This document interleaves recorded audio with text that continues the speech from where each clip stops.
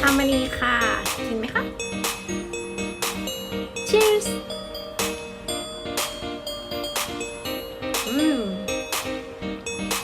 กรอบอร่อยค่ะ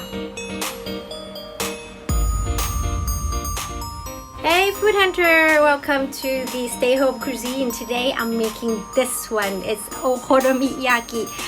The basic ingredients in here is only 5 ingredients. I have here flour, egg, cabbage, spring onion, and some salt. And I top it with okonomiyaki sauce and some mayo or mayonnaise. Okay? อันนี้ก็คือโอโคโนมิยากิเมนูเฝ้าบ้านวันนี้นะคะ วันนี้เราใช้ส่วนผสม5อย่างด้วยกันนะคะ เรามีตัว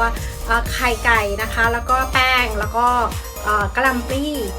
ต้นหอมเกลือเล็กน้อยนะคะแล้วก็ท็อปด้วยโอโคโนมิยากิซอสแล้วก็มายองเนสนะคะใครที่อยากทำตัวนี้ก็ไปลองทำดูนะคะทุกอย่างผสมเข้าด้วยกันนะคะแล้วเทลงไปในกระทะที่มีน้ำมันเล็กน้อยนะคะทอดแล้วก็กลับไปกลับมาเหมือนเจียวไข่นะคะก็ได้แล้วโอโคโนมิยากิโฮมสไตล์นะคะเมนูเฝ้าบ้านสำหรับโอโคโนมิยากิวันนี้ลองไปทำทานกันนะคะ